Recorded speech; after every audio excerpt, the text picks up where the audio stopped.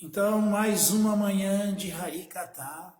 Hoje vamos começar o estudo do Sri Ishopanishad. E vamos ver cada domingo um verso, mas vamos começar com a introdução. No próximo domingo, veremos a invocação e depois o verso 1. A invocação é aquele famoso Om Purnamada Purnamidam. Mas vamos começar com a introdução. A introdução é Ensinamentos dos Vedas, por Srila Prabhupada. Srila Prabhupada Ki Jaya! Conferência dada por sua divina graça Sri Bhaktivedanta Swami Prabhupada em 6 de outubro de 1969, no Conway Hall, Londres, Inglaterra. Srila Prabhupada. Senhoras e senhores, o assunto hoje versa sobre os ensinamentos dos Vedas. O que são os Vedas? A raiz verbal sânscrita de Veda pode receber várias interpretações, mas o significado acaba sendo um. Veda significa conhecimento. Qualquer conhecimento que se aceite é Veda, pois os ensinamentos transmitidos nos Vedas são o conhecimento original. No estado condicionado, nosso conhecimento está sujeito a muitos defeitos. A diferença entre a alma condicionada e a alma liberada é que a alma condicionada tem 4 espécies desses defeitos. O primeiro é que ela não pode deixar de cometer erros. Por exemplo, em nosso país, Mahatma Gandhi era considerado uma grande personalidade, mas cometeu muitos erros. Mesmo quando estava nos últimos instantes de sua vida, quando seu assistente advertiu: Mahatma Gandhi, não vá à reunião em Nova Delhi. Tenho alguns amigos e fiquei sabendo que há um grande perigo.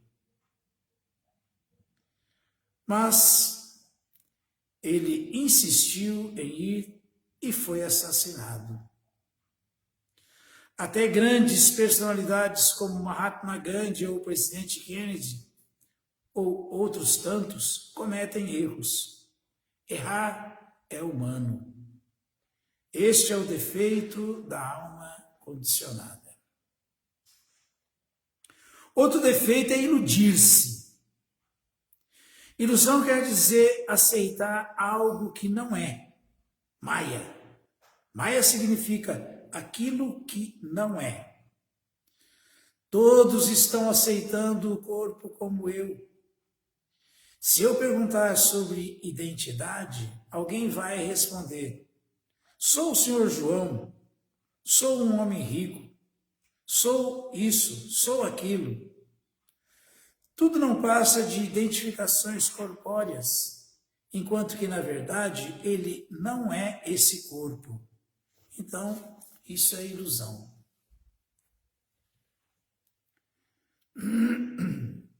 O terceiro defeito é a propensão a enganar. Todo mundo está propenso a enganar os outros. Ele pode ser o tolo número 1, mas ainda assim quer se fazer passar por muito inteligente. Já comentei que ele está propenso a iludir-se e cometer erros. E, no entanto, ainda teoriza: acho que isso é isso, e isto é isto. O problema é que ele nem mesmo conhece a sua verdadeira posição e se atreve a escrever livros de filosofia, apesar de ter tantos defeitos. Eis sua doença. Ele vive enganando. Por fim, nossos sentidos são imperfeitos. Por exemplo, podemos nos orgulhar de nossos olhos. Sempre há quem desafie. Você pode me mostrar Deus? Mas acaso essa pessoa tem os olhos para ver Deus? Sem os olhos, ela jamais poderá ver. Se de repente a sala escurece, você não consegue ver nem mesmo suas mãos. Logo, até que ponto você pode ver? Não podemos, portanto, esperar ter conhecimento, Veda, valendo-nos desses sentidos imperfeitos. Com todas essas deficiências na vida condicionada, não podemos dar conhecimento perfeito a ninguém. Tampouco somos perfeitos, por isso aceitamos os Vedas.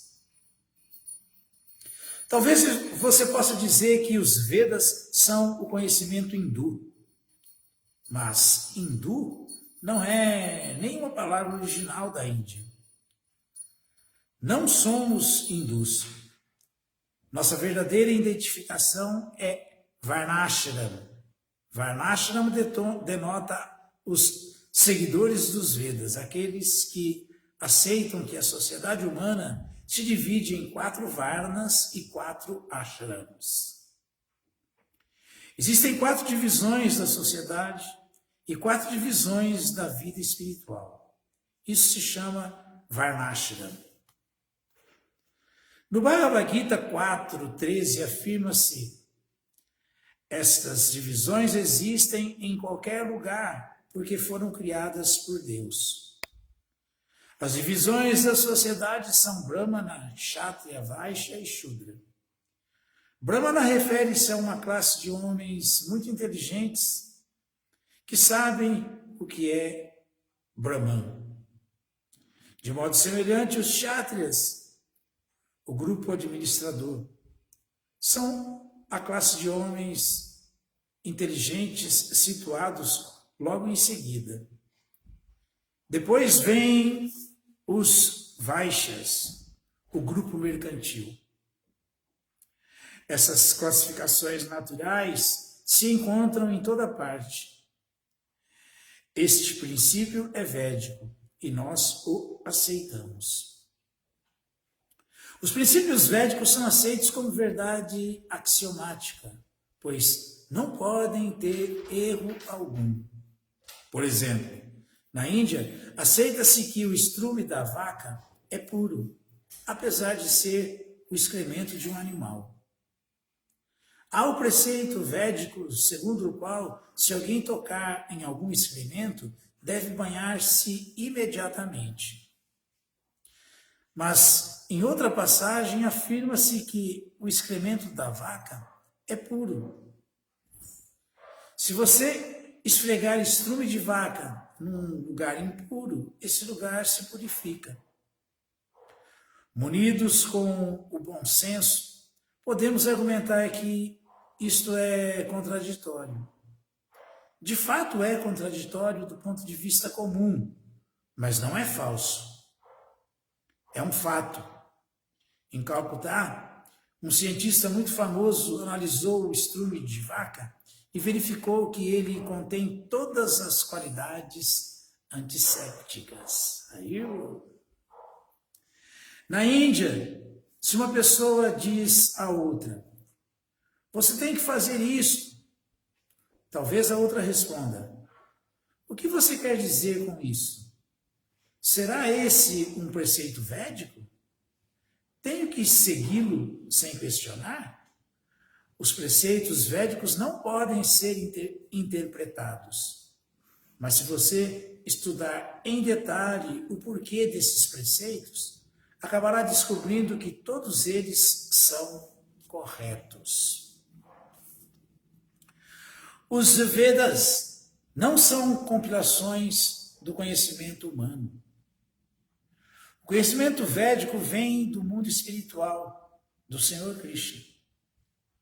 Outro nome para os Vedas é Shruti. Shruti refere-se ao conhecimento que se adquire ouvindo. Não é conhecimento experimental. O Shruti equivale à mãe. Recebemos muito conhecimento de nossa mãe. Por exemplo, se você quiser saber quem é seu pai, quem melhor lhe poderá responder? Sua mãe. Quando sua mãe diz, eis aqui seu pai, você tem que aceitar isso. Não? Quando as escrituras dizem, eis aqui o Pai Supremo Cristo, a gente tem que aceitar só isso. É a mãe. Não tem por que pesquisar para saber se ele é de fato seu pai. É a mãe que está dizendo. Do mesmo modo, é necessário que você aceite os Vedas, caso queira adquirir algum conhecimento que ultrapasse sua experiência, seu conhecimento experimental e os seus sentidos. Fazer experiência é algo que está fora de cogitação. A experiência já está feita. Já se chegou a uma conclusão. A versão da mãe, como exemplo, tem que ser aceita como verdade. Não pode haver outra maneira. Considera-se que os Vedas são a mãe e Brahma, o Criador, é chamado o avô, o antepassado, porque foi o primeiro a ser instruído sobre o conhecimento védico. No início, a primeira criatura viva foi Brahma. Ele recebeu esse conhecimento védico e o transmitiu a Narada e a outros discípulos e filhos, os quais também o distribuíram a seus discípulos. Dessa maneira, o conhecimento védico é transmitido através de sucessão discipular. Confirma-se também no Bhagavad Gita que este é o processo pelo qual o conhecimento védico passa a ser compreendido. Se você fizer um estudo experimental, chegará à mesma conclusão. Mas, só para lhe poupar tempo, é melhor aceitar esse processo. Se você quer saber quem é seu pai e aceita como autoridade sua mãe, então tudo o que ela disser poderá ser aceito sem argumento. Há 3 tipos de evidências: Pratyaksha, Anumana e Shabda. Pratyaksha quer dizer evidência direta. A evidência direta não é muito boa, porque nossos sentidos são imperfeitos. Vemos o Sol diariamente e ele nos parece semelhante a um pequeno disco, mas a verdade, ele é maior, bem maior que muitos planetas. Que valor tem essa visão? É óbvio que a experiência direta não é perfeita, Pratyaksha. Portanto, temos que aprender lendo livros. Então, poderemos compreender melhor o Sol. Em seguida vem Anumana, conhecimento indutivo, a hipótese. Talvez seja assim.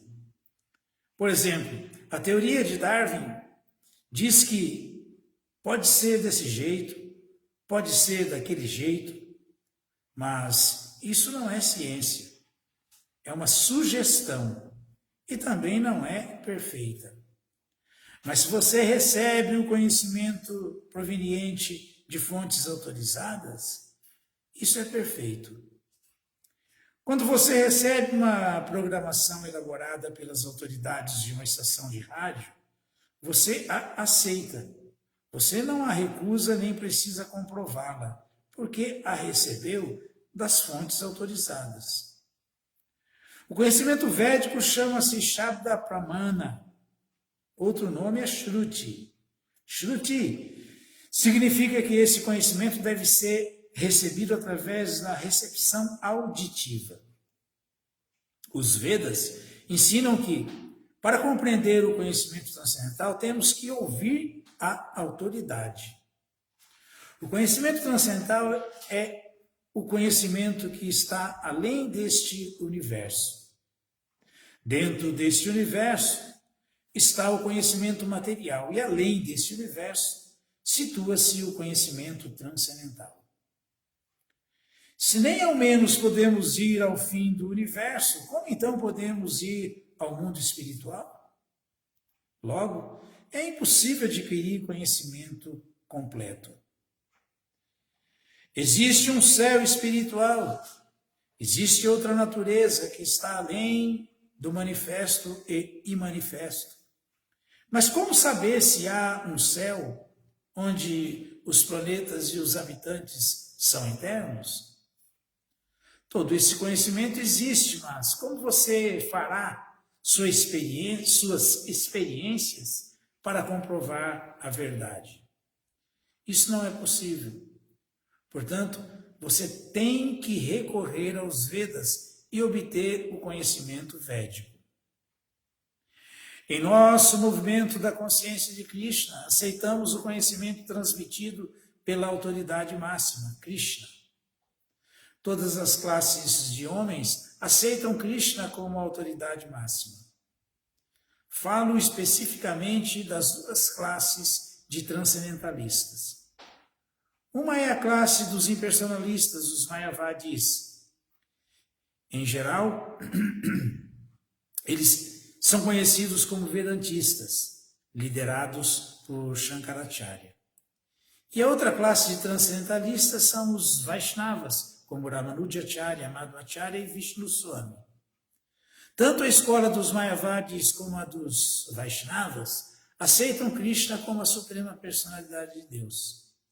Shankaracharya era um impersonalista que pregava o impersonalismo, o Brahman impessoal.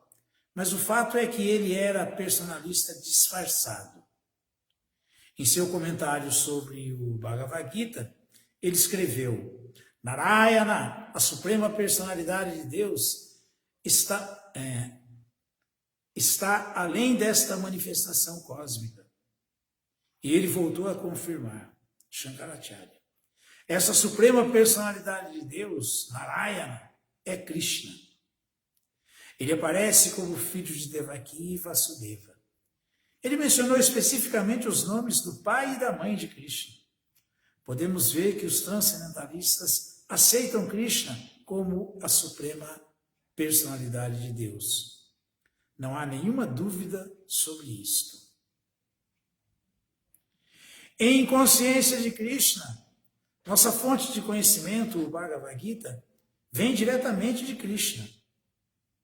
Publicamos o Bhagavad Gita como ele é, porque aceitamos o que Krishna fala sem nenhuma interpretação. Isso é conhecimento védico. Como o conhecimento védico é puro, nós o aceitamos. Aceitamos tudo o que Krishna diz. Isso é consciência de Krishna e nos poupa muito tempo. Se você aceitar a autoridade ou a fonte de conhecimento correta, poupará muito tempo. Corta caminho, né? Por exemplo, no mundo material, há dois sistemas de conhecimento, indutivo e dedutivo. Pelo processo dedutivo, você aceita que o homem é mortal. Seu pai diz que o homem é mortal. Sua irmã diz que o homem é mortal.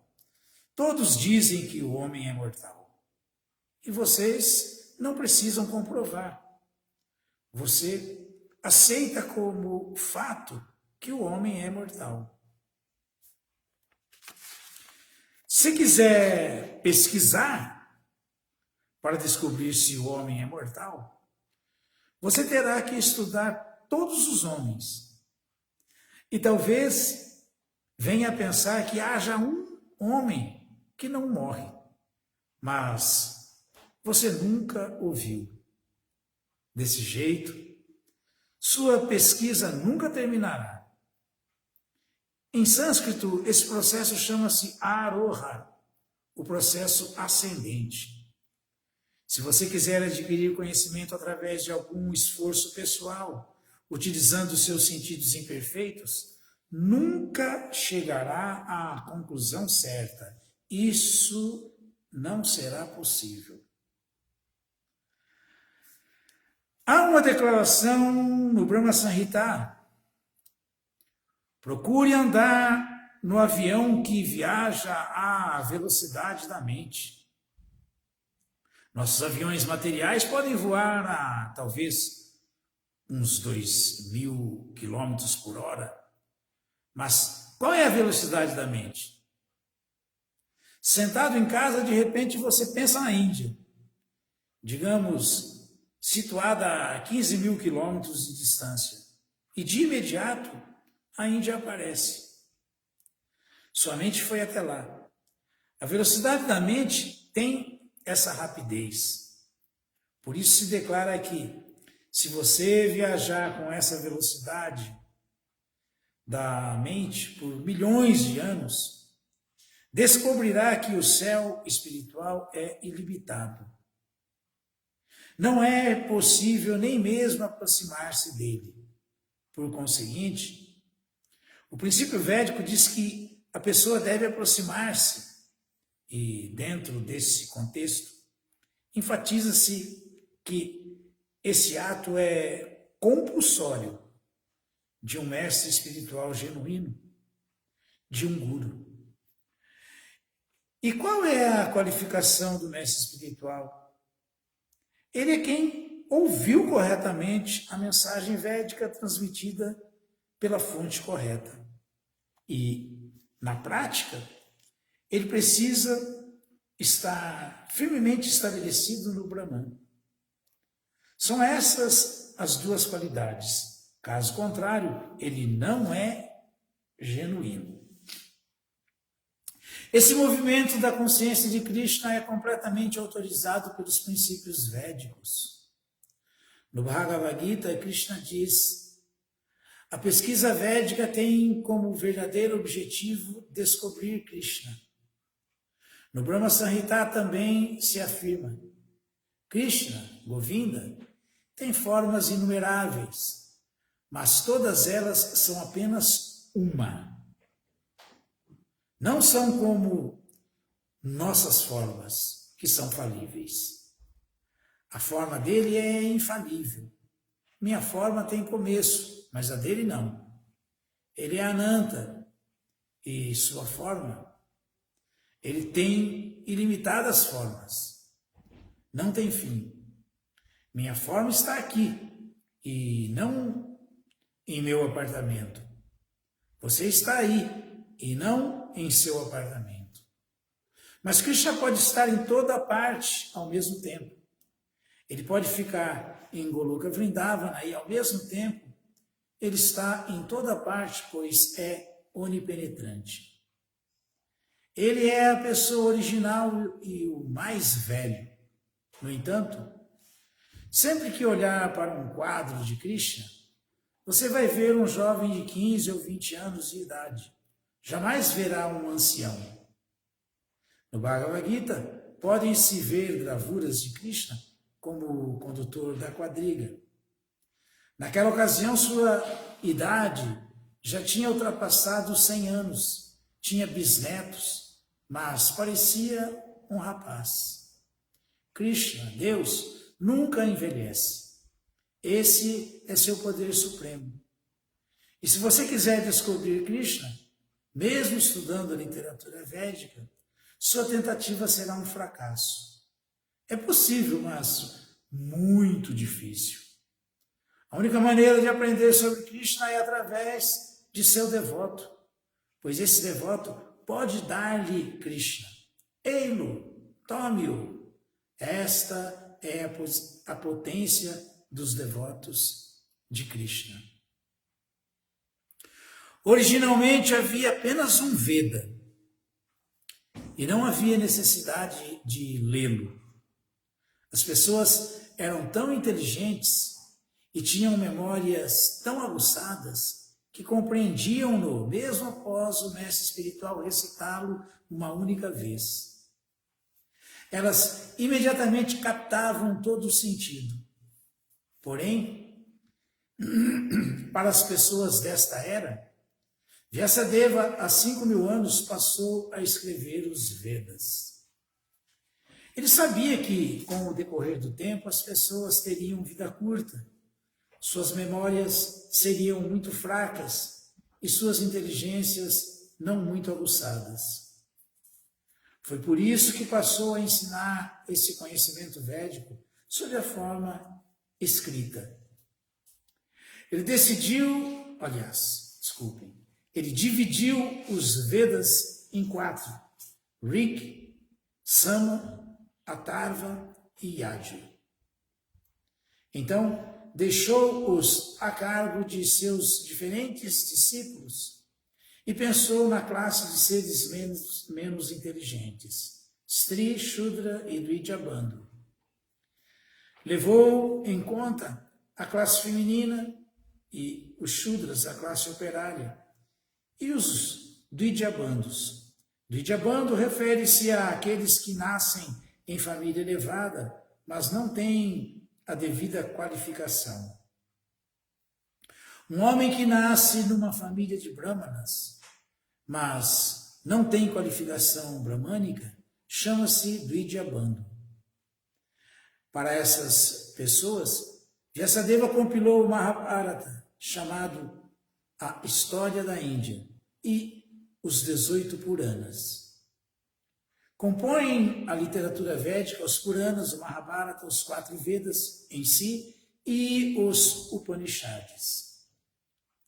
Os Upanishads fazem parte dos Vedas. Por fim, na obra chamada Vedanta Sutra, Vyasadeva resumiu para os eruditos e filósofos todo o conhecimento védico. O Vedanta Sutra é a palavra final dos Vedas. Vyasadeva pessoalmente escreveu o Vedanta Sutra sob a instrução de seu guru, Narada. Ainda assim, Vyasadeva continuava insatisfeito. Esta é uma longa história, descrita no Srimad Bhagavatam. Então, Narada, seu mestre espiritual, instruiu-o. Passe a explicar o Vedanta Sutra. Vedanta significa conhecimento último, e o conhecimento último é Krishna. Krishna diz que todos os Vedas servem para as pessoas compreenderem-no. Vedanta Krids Veda Vidi Evachaham. Sou o compilador do Vedanta Sutra e o conhecedor dos Vedas. Portanto, o objetivo último é Krishna. Explicam isso todos os comentários que os Vaishnavas tecem sobre a filosofia Vedanta. Nós, Vaishnavas Gaudiyas, temos nosso comentário sobre a filosofia Vedanta chamada Govinda Bhasya, escrito por Baladeva Vidyabhushana. De modo semelhante, Ramanujacharya tem um comentário e Madhvacharya tem outro. A versão apresentada por Shankaracharya não é o único comentário. Existem muitos comentários ao Vedanta. Porém, como os Vaishnavas não apresentaram o primeiro comentário, Vedanta, ficou-se erroneamente com a impressão de que Shankaracharya foi o único a fazer um comentário Vedanta. Ademais, o próprio Vyasadeva escreveu sobre o Vedanta um comentário perfeito, o Srimad Bhagavatam. O Srimad Bhagavatam começa com as mesmas palavras que abrem o Vedanta Sutra, Jamadhyasya. E o Srimad Bhagavatam explica na íntegra esse Jamadhyasya. O Vedanta Sutra apenas sugere o que é Brahman, a verdade absoluta. A verdade absoluta é aquele de quem tudo emana. Este é apenas um resumo, mas tudo está explicado pormenorizadamente no Srimad Bhagavatam. Se tudo emana da verdade absoluta, então qual é a natureza da verdade absoluta? Isto está explicado no Srimad Bhagavatam. A verdade absoluta tem que ser consciência. Ele é autorrefugente, Swarat. Desenvolvemos nossa consciência e conhecimento recebendo o conhecimento que outros nos transmitem, mas afirma-se que Krishna é autorrefugente. O resultado total do conhecimento védico é o Vedanta Sutra. E no Srimad Bhagavatam, o próprio autor explica o Vedanta Sutra. Por fim, pedimos àqueles que estão realmente em busca do conhecimento védico que tentem compreender a explicação de todo o conhecimento recorrendo ao Srimad Bhagavatam e ao Bhagavad Gita. Então, nós terminamos aqui a introdução e no próximo domingo vamos começar o verso 1, que é a invocação do Shri Ishopanishad. Ok?